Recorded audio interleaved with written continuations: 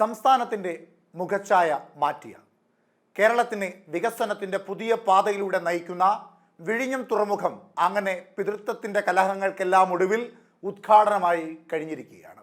രാജ്യത്തിൻ്റെ പ്രധാനമന്ത്രി നരേന്ദ്രമോദി ഉദ്ഘാടനം ചെയ്യാൻ തിരുവനന്തപുരത്തേക്ക് എത്തുമ്പോൾ ആ വേദിയിൽ കേരളത്തിൻ്റെ പ്രതിപക്ഷ നേതാവ് വി.ഡി. സതീശൻ ഇല്ല എന്നുള്ളത് പാർട്ടി ഒരു വലിയ ആയുധമായി ഉപയോഗിക്കുകയും ചെയ്യുന്നുണ്ട്.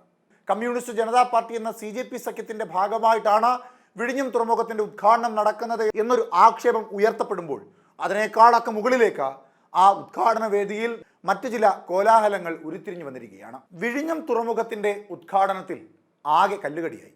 സംസ്ഥാനത്തിൻ്റെ പദ്ധതി എന്ന് വിശേഷിപ്പിക്കപ്പെട്ട തുറമുഖത്തിൻ്റെ ഉദ്ഘാടന ചടങ്ങിൽ ചേരിതിരിഞ്ഞ് CPM-ഉം BJP പ്രവർത്തകരും മുദ്രാവാക്യം വിളിക്കുകയായിരുന്നു. സ്വാഗതം പറഞ്ഞ തുറമുഖം വകുപ്പ് മന്ത്രി VN വാസവനാണ് മുഖ്യമന്ത്രിയെ ലോഭമില്ലാതെ പുകഴ്ത്തിയത്. കാലം കാത്തുവച്ച കർമ്മയോഗിയെന്നും വിഴിഞ്ഞത്തിൻ്റെ ശില്പിയെന്നുമായിരുന്നു അദ്ദേഹത്തിൻ്റെ പുകഴ്ത്തൽ. ഒന്നും രണ്ടും പിണറായി സർക്കാരിൻ്റെ ഇച്ഛാശക്തിയാണ് ഇത് യാഥാർത്ഥ്യമാകാൻ കാരണം.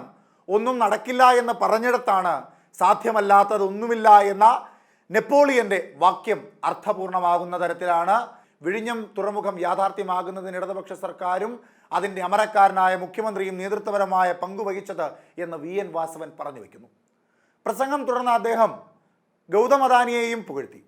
സംസ്ഥാന സർക്കാരിൻ്റെ തുറമുഖത്തിലെ പങ്കാളി എന്നാണ് അദ്ദേഹം അദാനിയെ വിശേഷിപ്പിച്ചത്.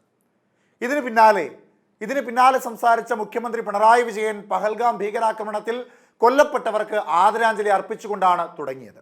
അങ്ങനെ അതും നമ്മൾ നേടിയെടുത്തെന്നും നാടിൻ്റെ ഒരുമയും ജനങ്ങളുടെ ഐക്യവുമാണ് ഇത്തരം പദ്ധതികൾ നടപ്പാക്കാൻ കരുത്താകുന്നതെന്നും മുഖ്യമന്ത്രി പറഞ്ഞു. അദാനി ഗ്രൂപ്പിനും പ്രധാനമന്ത്രിക്കും നന്ദി അറിയിച്ച മുഖ്യമന്ത്രി പ്രസംഗത്തിൽ ഉമ്മൻചാണ്ടിയെക്കുറിച്ച് പരാമർശിച്ചതേയില്ല. പിന്നീട് തുറമുഖ നിർമ്മാണത്തിൻ്റെ കണക്കുകളിലേക്കും അദ്ദേഹം കടന്നു. നിർമ്മാണ ചെലവിൻ്റെ ഏറിയ ഭാഗവും വഹിക്കുന്നത് സംസ്ഥാനമാണ്. 8686 കോടിയിൽ 5370.86 കോടിയും സംസ്ഥാനമാണ് വഹിക്കുന്നതെന്നും അദ്ദേഹം അറിയിച്ചു. ബാക്കി 2497 കോടി അദാനി വിഴിഞ്ഞം പോർട്ട് പ്രൈവറ്റ് ലിമിറ്റഡ് ആണ് മുടക്കുന്നത്. 818 കോടിയുടെ വയബിലിറ്റി ഗ്യാപ്പ് ഫണ്ടാണ് കേന്ദ്രം നൽകുന്നതെന്നും അദ്ദേഹം എടുത്തു പറഞ്ഞു. കേന്ദ്രം പ്രത്യേകമായൊരു സഹായവും നൽകിയില്ലെന്ന് പരോക്ഷമായി പറഞ്ഞു വെക്കുകയായിരുന്നു അദ്ദേഹം എന്ന് സാരം.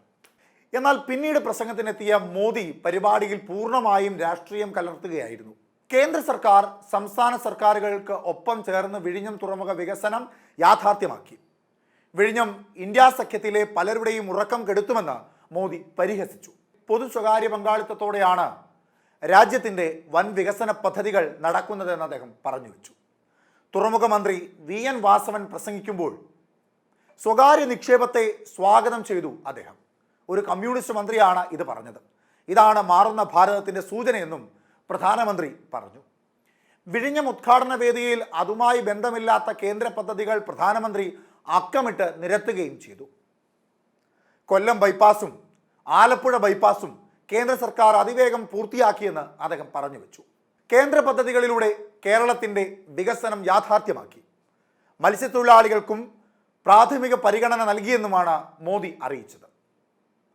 പദ്ധതിക്കായി അദാനിയെ കേരളത്തിൽ കൊണ്ടുവരികയും പാർട്ടിയിൽ നിന്നുള്ള എതിർപ്പുകൾ അവഗണിച്ചും ഇടതുപക്ഷത്തിൻ്റെ ആരോപണങ്ങൾ തള്ളിയും വിഴിഞ്ഞം പദ്ധതിക്കായി ഉറച്ച് നിന്ന് മുൻ മുഖ്യമന്ത്രി ഉമ്മൻചാണ്ടിയെ അനുസ്മരിക്കാൻ മോദിയും പിണറായിയും തയ്യാറായതുമില്ല. എന്തായാലും വേദിയിൽ നടന്ന ഈ കല്ലുകടികൾക്കിടയിൽ ഈ തുറമുഖത്തിന് വേണ്ടി ആദ്യ ചുവടുവെച്ച മുഖ്യമന്ത്രി ഉമ്മൻചാണ്ടിയെ ആരും പരിഗണിച്ചില്ല എന്ന വാദത്തിന് തൊട്ടു പിന്നാലെയാണ് ഇത് കമ്മ്യൂണിസ്റ്റ് ജനതാ പാർട്ടിയുടെ ഒരു ഉദ്ഘാടന വേദിയായി മാറിയെന്ന പരാമർശവുമായി ആരോപണവുമായി കോൺഗ്രസ് പാർട്ടി രംഗത്തെത്തുന്നത്.